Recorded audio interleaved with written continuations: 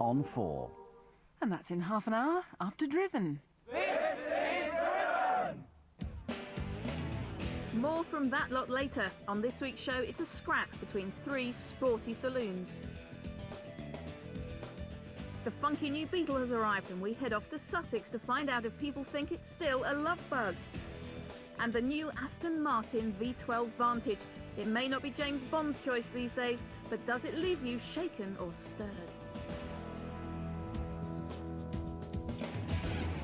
The corporate car park, a demanding place where your choice of car could make or break your reputation.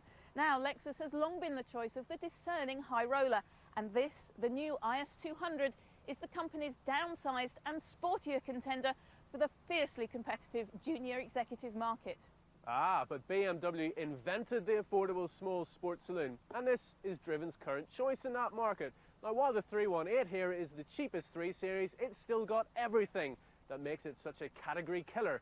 But is it still enough to fend off that dazzling Japanese newcomer? It's not just BMW that Lexus are gunning for, though. Alfa Romeo staged a stunning comeback with their gorgeous 156. And it's not just a pretty face, it's well built and it handles sweetly. It's an Alfa Romeo, for goodness sake. No wonder so many UK buyers have fallen under its seductive spell.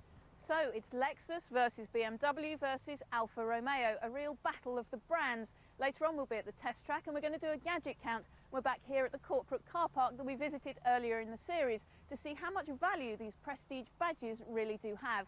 But first, this. What car has been available for the past 50 years and was also available during World War II? Was a symbol for peace and love? Man. Known as the Bug by some, but better known as the Beetle. We here in the UK have patiently been waiting for VW's introduction of their brand new Beetle. This car has already won North American Car of the Year and has taken other parts of the world by storm. Now, in the old Beetle, you used to find the engine down here, but now it's this nice big boot with a folding rear seat. Get all your bits and pieces in. And where we used to find the luggage in the old Beetle, we're now finding the engine. This is a 2-litre engine usually found in cars like the Golf. It develops 115 brake horsepower, can take you to just over 60 miles an hour in 10.9 seconds, and has a top speed of 115 mile an hour. Quicker than the old one then, eh? Over at VW, they tell us the new Beetle is winning the hearts of both the very young and the very old. That's quite a claim. I'm going to put it to the test.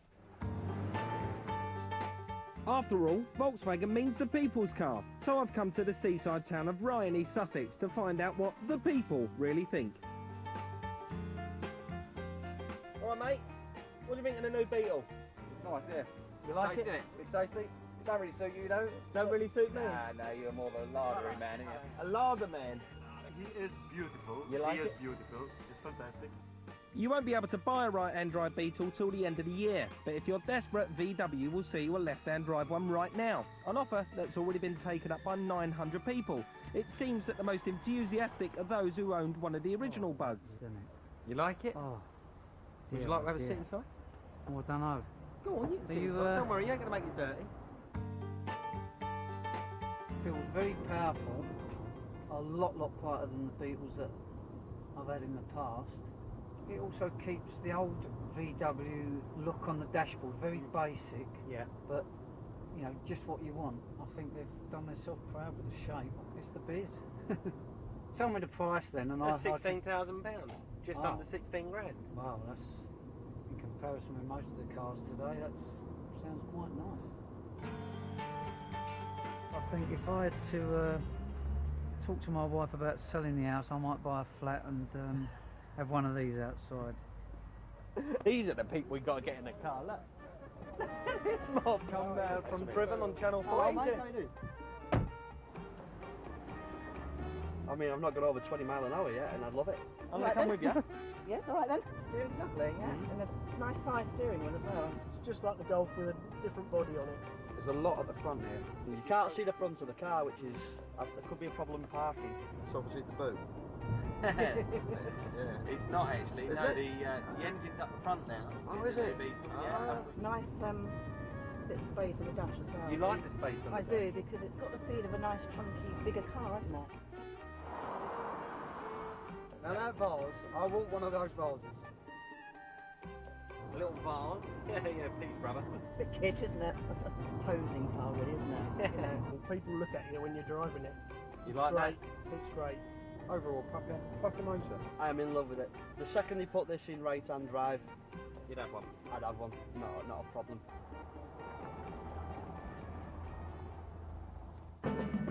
So, what is it about this new Beetle that everyone loves? Is it because this car now has twin airbags and side impact bars, making it a very safe, solid vehicle?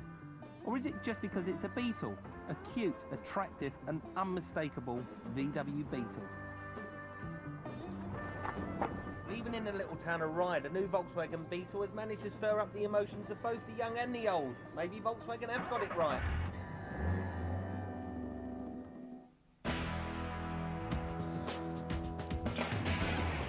This week sees a new challenger arrive in the tough sports saloon market. The Lexus IS200 is aimed directly at the BMW 3 Series and the Alfa 156. Has it got what it takes to beat them? Time was when mid-range Japanese saloons were only good for two things: mini-cabbing and curing insomnia. Well, the Lexus IS200 is one hell of a wake-up call. Even if you don't like the way it looks, and I'm not sure that I do, it still has a very distinctive stance on the road and has some nice clever detailing. The nose of the car looks mean and aggressive, the rear end nice and pert, and those snazzy brake lights give it a real presence on the road. In fact, it looks like a car that really means business. And the nature of that business? Well, to knock BMW off its #1 spot as the sporting saloon of choice for millions of company car buyers. So this car builds on the traditional BMW layout with a 6-cylinder engine and rear-wheel drive, and then it adds some goodies of its own, like this 6-speed gearbox, whopping great wheels, and leather interior as standard. Yep, those alarm bells will be ringing in Germany. They certainly will be, because not only does the Lexus slavishly copy the BMW's time-honoured layout, you also get rather less for your money if you insist on having that famous blue roundel on the bonnet. The 318i might well be the bottom of the range BMW 3 Series, but it still espouses that company's core values. So, it's a balanced drive, it's nice and fluid, it's got perfectly weighted steering and a nice sweet gear change. It's quiet and comfortable in here. So, why am I so bored by it? Hang on, I know what it is. This is exactly the sort of car your bank manager or your accountant would recommend you buy. In fact, it's the sort of car they'd buy themselves. So, there we have it. The 3 Series used to be rebellious, the rakish choice. Now it's the obvious, sensible one. Well, even rebels have to grow up sometimes. Which is exactly why the Alfa 156 is doing so well. This slinky-looking Italian has still got what it takes to turn heads, even though it's a few years old now. And I reckon it makes the BMW look boring, and the Lexus, well, to be honest, a bit cheesy. Alfa Romeo are famed for building fantastic engines too, and the 155 brake horsepower 2-litre twin-spark unit in this car has got to be one of the sweetest sounding engines available at any price. Downsides? Well, it jiggles around on the road a bit due to the hard suspension, and this gear shift is a bit rubbery. And although it feels, let me put it to the brewer test, well built, I doubt whether this car's going to feel as good as the BMW in 3 years' time. But for now, the Alfa's won me over. Earlier on in the series, we took a Ford, a Vauxhall and a Rover to the headquarters of the Intel Corporation in Swindon to see which car they liked the best. They chose the Ford on that rainy occasion, but we put an extra question to them. Hands up, we'd rather have a BMW. So, when it came to testing a new BMW rival, there was only one place to go. We're back here again, and this time the weather is much better. Now, they said they wanted a BMW, so this is going to be the acid test for its two rivals. We've got another fine bunch of user choosers to give us their opinions. So come on, everybody, have a good look through the three cars and tell us what you think.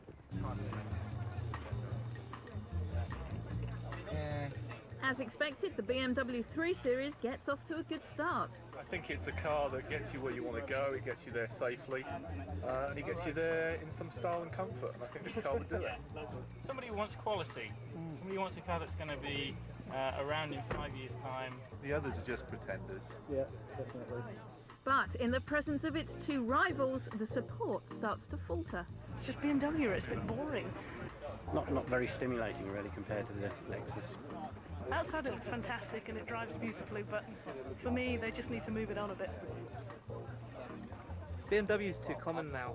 It'd be a bit more exclusive to have a nice Lexus in the car park. It's really comfortable. It's a lot more plush, isn't it? Yeah, it's really nice. I think it's very nice interior. Fabric's a bit like a chamois leather though. I think it's way too confusing.